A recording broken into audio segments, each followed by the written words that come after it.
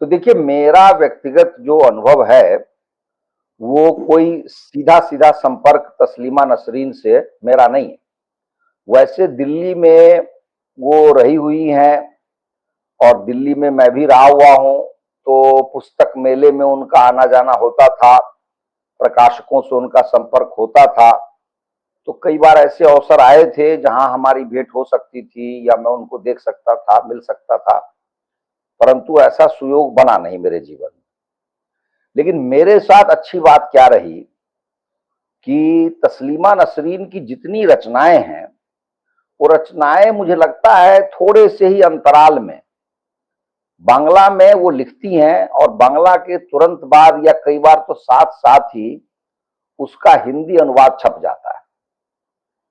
तो उनकी रचनाएँ जो है ना, सारी की सारी रचनाएँ आपको हिंदी में तत्क्षण उपलब्ध हो जाती हैं। तो हिंदी का छात्र होने के रूप में और एक कहिए कि जिज्ञासु पाठक के रूप में मैं उनकी रचनाओं से परिचित हूँ। जब ये घटना घटी थी 1993 में, उनका जो एक उनकी रचना है लज्जा, और जो उनकी प्रसिद्धि का आधार भी है। किसी भी रचनाकार को, वो रचनाकार तो अनेक रचनाएं करता है, परंतु कोई-कोई ऐसी रचना होती है जिससे वो रचनाकार प्रसिद्ध हो जाता है, उसकी प्रसिद्धि होती है, लोकप्रिय हो जाता है, लोगों में नाम हो जाता है। बाद की रचनाएं संभव है उस रचना से भी श्रेष्ठ हो, परंतु उसकी प्रसिद्धि का आधार जो है वही रचना होती है। तो उसमें लज्जा का विशेष स्थान है तस्लीमा नसरीन के जीवन में। मेरे साथ, जैसे मैंने कहा, मेरे साथ क्या एक सौभाग्य की बात रही कि मैंने जीवन भर, यदि थोड़ा सा समय छोड़ दीजिए, तो मैंने हिंदी समाचार पत्र पढ़ना कभी नहीं छोड़ा। और मैं ये मानता हूं दृढ़ता से कि जो व्यक्ति हिंदी समाचार पत्र नहीं पढ़ता है, वो चाहे हिंदी का कितना भी बड़ा विद्वान क्यों न हो, लेकिन वो हिंदी में सारे विषयों को आपके समक्ष नहीं रख सकता। यदि वो अंग्रेजी में पढ़ता है तो समझिए वो पंगु हो जाता है, शब्दावली उसकी अंग्रेजी वाली हो जाती है। इसलिए हिंदी समाचार पत्र मैं सदा पढ़ता रहा। और तस्लीमा नसरीन के व्यक्तित्व का एक बड़ा हिस्सा ये भी है कि वो बहुत ही लोकप्रिय स्तंभकार है। जिन समाचार पत्रों को मैंने पढ़ा, उन समाचार पत्रों में निरंतर वो लिखती रही। आज भी मैं उनके लेख पढ़ता हूं और न जाने कितने वर्षों से पढ़ रहा हूं, मुझे ठीक से स्मरण नहीं, हो सकता है 10 साल से, 15 साल से, 20 साल से मैं पढ़ रहा हूं। इस प्रकार मैं उनके लेखन से, उनकी लेखन क्षमता से परिचित हूं। मैं कुछ बातें कहना चाहता हूं उनके विषय में कि वो बहुत ही, जिसको कहते हैं, स्पष्टवादी महिला। उनकी बात आपको अच्छी लगे बुरी लगे ये एक दूसरा विषय, परंतु वो घुमा घुमा कर बात नहीं करती। उनका जो आज तक का सबसे लोकप्रिय और प्रसिद्ध वाक्य है वो यह है कि इस्लाम ही आतंक है, इस्लाम इज टेरर। उनका मानना है और दृढ़ता से मानना है कि यदि आपको संसार से आतंक को विदा करना है, आतंक को समाप्त करना है, तो आपको इस्लाम को समाप्त करना होगा। इतना स्पष्ट बोलने वाला बहुत कम होता है। और जो साहित्य से परिचित हैं, मैं आपको बताऊं, आदरणीय पंकज जी मर्मज्ञ हैं साहित्य के, तो साहित्यकारों की एक उनका दुर्गुण कहिए, विशेषता कहिए, वो क्या होती है, वो बहुत घुमा घुमा कर बात करते हैं, साफ साफ जल्दी बोलेंगे नहीं। तस्लीमा ऐसी नहीं है। उनको जो बुरा लगता है वो आपके सामने कहेंगे, अपने लेखों में, अपनी रचनाओं में, अपने वक्तव्यों में, चाहे वो एक्स पर लिख रही हो, सब में वो इतनी ही स्पष्टवादी है। आज का जो संदर्भ है जिसके लिए हम आपके सामने बैठे हुए हैं, वो संदर्भ क्या है? संदर्भ यह है कि तस्लीमा नसरीन कलकत्ता जा रही हैं। अपने आप में ये कोई समाचार नहीं होता, अपने आप में कोई विषय नहीं होता कि तस्लीमा नसरीन कलकत्ता जा रही, कोलकाता जा रही। लेकिन उन्हीं के शब्दों में यदि मैं कहूं तो वो कहती हैं कि मैं 18 वर्ष 8 महीने और 10 दिन के बाद कलकत्ता जाऊंगी। ये जो गणना है वर्ष, महीने और दिन की, ये आपको गणना बताती है कि तस्लीमा नसरीन कलकत्ता से या कोलकाता से निर्वासित जीवन जी रही हैं पिछले 19 वर्षों से।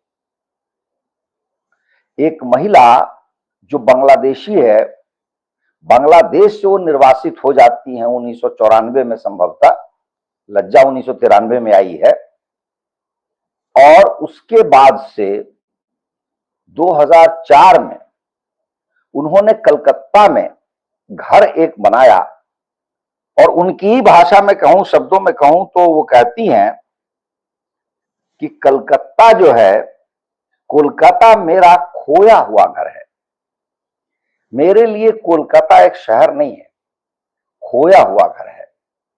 तो वो महिला तो पहले से ही निर्वासित थी, बांग्लादेश से उनको भगाया गया। और कैसा संयोग है प्रकृति का कि आप देखिए, शेख हसीना लंबे समय तक प्रधानमंत्री रही बांग्लादेश की, महिला थी, उन्होंने भी कोई यत्न नहीं किया, प्रयत्न नहीं किया कि तस्लीमा को बांग्लादेश वापस बुला ले। परंतु सत्य क्या है कि आज शेख हसीना भारत में निर्वासित हैं और आज तस्लीमा भी भारत में निर्वासित है। तो तस्लीमा नसरीन के साथ हुआ यह कि 2004 में उन्होंने कोलकाता में घर बना लिया, इसको अपना खोया हुआ घर कहा, अर्थात दूसरा घर कह लीजिए, कोलकाता को बनाया। एक बांग्ला भाषी के लिए वैसे भी वो अपने घर जैसा लगेगा, क्योंकि बांग्लादेश और आज का जो बंगाल है वो दोनों एक ही थे। लेकिन उसके बाद 2007 में उनकी एक पुस्तक आती है जिसका नाम है द्विखंडितों, और द्विखंडितों के बाद उपद्रव मच जाता है। देखिए, जो मियां हैं वो संस्कार से ही उपद्रवी हैं, समाज विरोधी तत्व हैं, हंगामा करने वाले हैं, बलवा करने वाले हैं, उदंड हैं, क्योंकि कायर हैं। एक महिला को सताना जो मियां है उसको ये सिद्ध करता है कि मियां कितना कायर होता है। आप कल्पना कर सकते हैं कि एक महिला तस्लीमा नसरीन, वो भी डॉक्टर, एमबीबीएस डॉक्टर, वो अस्पताल में काम करती हुई डॉक्टर थी, और उनको बांग्लादेश से भगा दिया गया। इतनी बड़ी बांग्लादेश की सरकार वो इसको बचा नहीं सकी। लेकिन उससे बड़ा दुर्भाग्य हुआ कि एक जो तथाकथित लोकतांत्रिक हमारा देश है, जिसमें कुछ लोग मियां से बढ़कर मियां हैं और वो सिद्ध करते हैं कि मियां तो कुछ नहीं, उससे ही बड़ा मियां, उसका नाम था मौलाना बुद्धदेव भट्टाचार्य। सीपीएम का शासन था। द्विखंडितों के प्रकाशन के बाद कोलकाता की सड़कों पर आग लगाई गई, घरों में दंगा फसाद फैलाया गया, और विधि व्यवस्था इतनी गड़बड़ा गई कि मौलाना बुद्धदेव भट्टाचार्य को सेना बुलानी पड़ी, सेना। और मुझे तो कई बार ये लगता है कि ये मौलाना बुद्धदेव भट्टाचार्य की सोची समझी नीति थी कि तस्लीमा को भगाने के लिए सेना बुला लो तो बड़ा अच्छा बहाना हो जाएगा। हम कहेंगे देखो एक महिला यहां रहेगी तो इस कोटि का उपद्रव होगा, पूरा बंगाल अशांत हो जाएगा। और सरकार ने अपने हाथ खींच लिए और एक प्रकार से तस्लीमा को संदेश दिया कि तुम यहां से चली जाओ। ये 2007 की घटना थी, इसीलिए 19 वर्ष हुए हैं 2026 में। इतने सालों में अनेक बार अनेक कार्यक्रम हुए होंगे कोलकाता में, उनको निमंत्रण गया होगा, परंतु वहां की सरकार, क्योंकि एक मौलाना बुद्धदेव हटा तो ममता बानो आ गई, वो उससे भी बड़ी मियाइन, मियाइन से भी बड़ी मियाइन, उसने कहा अरे मेरे सामने तुम आ जाओगी, मैं आने नहीं दूंगी। एक वो भी एक स्त्री है, सोचिए, ममता बानो एक स्त्री, स्त्री के मनोभावों को नहीं समझ पाई। और इस बीच तस्लीमा को जयपुर में, दिल्ली में रहना पड़ा, आज भी रह रही है वो। 2024 में चूंकि भारत का जो नागरिकता का के नियम है वो बड़े कठोर हैं, सहजता से किसी को नागरिकता मिलती नहीं है, उनको भी भारत की नागरिकता नहीं मिली है, तो वो वीजा पर भारत में रह रही हैं। 2024 में उनका वीजा समाप्त हो गया था, तो उन्होंने स्वयं प्रयत्न किया और सार्वजनिक रूप से भी उन्होंने आवेदन किया, निवेदन किया अमित शाह जी को, और अमित शाह को वीजा की जो अवधि है उसको बढ़ाना पड़ा। मैं तो मानता हूं कि ऐसी महिला के लिए कोई विशेष प्रबंध करके नागरिकता दी जानी चाहिए। तस्लीमा में कुछ जो दोष हैं मैं पहले आपके सामने रख दूं, वैसे मैं जानता हूं आदरणीय पंकज जी बहुत कुछ विवेचना करेंगे। देखिए, मैं कह सकता हूं कि उनको मैंने ठीक ठाक पढ़ा है, और मेरा व्यक्तिगत आकलन यह है कि उनको हिंदू धर्म की कोई समझ नहीं। हम हिंदू धर्म की गहराई में वो कभी गई नहीं। मैं उनका दोष नहीं मानता, क्योंकि हमारे तो बहुत हिंदू भी हिंदू धर्म को नहीं पढ़ते, लेकिन वो लेखिका है, टिप्पणीकार है, स्तंभकार है, कवित्री हैं, उपन्यासकार हैं। तो उनका ये दोष बड़ा दोष हो जाता है। किस रूप में? कि वो एक ही दृष्टि से कई बार इस्लाम को और हिंदू को भी देखती। जब वो कहिए कि कठोर हो जाती हैं मुल्ला मौलवी पर, तो कई बार उसके साथ में जो हिंदू में पंडित पुजारी हैं उनको भी लपेट लेती। दूसरा क्या है, स्त्रीत्व क्या होता है, स्त्री के क्या अधिकार हैं, स्त्रियों के क्या कर्तव्य हैं, स्त्री का स्वभाव क्या है, स्त्रियां कहां पीड़ित हैं, कहां शोषित हैं, इन सब विषयों को लेकर जो उनकी दृष्टि है वो बिल्कुल पाश्चात्य दृष्टि है। और इस रूप में मैं उनको एक वोक मानता हूं।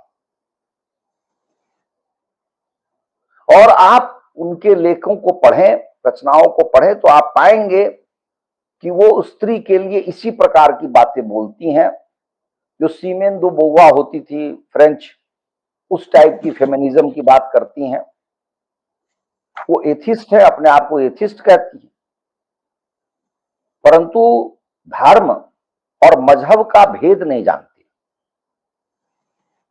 इसलिए वो कई बार कठोर हो जाती। हाँ, ये जरूर है कि उन्होंने ये नहीं कहा कि हिंदू आतंक के बराबर है जैसे इस्लाम आतंक के बराबर है, ये कहा उन्होंने, तो ये तो नहीं कहा हिंदुओं को, तो थोड़ा बहुत वो जानती हैं जो सामान्य ज्ञान है, परंतु उसमें गहराई नहीं। और जो मैंने फेमिनिज्म की बात की, मुझे ऐसा लगता है कि कुछ दूर चलने पर जो उनका फेमिनिज्म है उससे समाज का विघटन ही होगा, उससे समाज दुर्बल होगा, उससे समाज सुदृढ़ नहीं होगा। ये मेरा मानना है कि उनकी रचनाओं में है। अब इस्लाम को लेकर के जो उनका महत्व है, और मैं मानता हूं इसके लिए उनकी जितनी भी प्रशंसा की जाए वो कम है। उसके लिए आवश्यक है समझना लज्जा की पृष्ठभूमि। लज्जा 1992 में जब एक जो ढांचा था अयोध्या में उसको गिरा दिया गया, उसके पश्चात बांग्लादेश में दंगा हुआ, हिंदुओं का उत्पीड़न हुआ, हिंदुओं का संहार तक हुआ। तो एक हिंदू परिवार है, वो परिवार किस तरह से आतंक की छाया में जी रहा है, क्या उस परिवार की व्यथा कथा है हिंदू परिवार की, उसका चित्रण उन्होंने लज्जा में किया है। इस रूप में उनकी भूरी भूरी प्रशंसा की जानी चाहिए, क्योंकि एक मुसलमान महिला के रूप में हिंदुओं की व्यथा लिखना एक इस्लामी देश में बैठकर अति साहस का कार्य था, और उसका परिणाम भी हुआ, उनको देश छोड़ना पड़ा। तो आप समझिए, एक प्रकार से उन्होंने हिंदुओं की समस्या को, व्यथा को संसार के समक्ष जो रखा, उसका दंड वो आज तक भोग रही। इसलिए मुझे लगता है कि हिंदुओं को तस्लीमा को हमेशा सर माथे पर बिठाना चाहिए। वो हमारे लिए बहुत महत्वपूर्ण महिला है। दूसरा, मैंने उनको कई लेखों में मैंने पढ़ा है, वो बुर्का जैसी चीज या जितने भी इस्लाम में आपको, जिसको हम क्या कहेंगे, अमानवीय रीतियां हैं, उन सब पर बहुत ही बढ़िया लिखती हैं। वो बहुत ही स्पष्ट लिखती हैं। जैसे बुर्का को लेकर मुझे याद आता है, एक लेख मैंने उनका पढ़ा था, एक डॉक्टर के रूप में उसका चित्रण किया है और बड़ा सुंदर चित्रण किया। मुझे लगता है कि जो भी मुसलमान औरत कह लीजिए, वो उसको पढ़ ले तो वो जीवन में कभी बुर्के का प्रयोग नहीं करेगी, क्योंकि उन्होंने वैज्ञानिक दृष्टिकोण से कहा कि आपके केश जो हैं सर पर, उसको भी धूप चाहिए, पानी चाहिए, हवा चाहिए स्वस्थ रहने के लिए, जैसे हमारी त्वचा होती है, और आप उसको, अपने केश को अस्वस्थ करती अन्य कारणों से।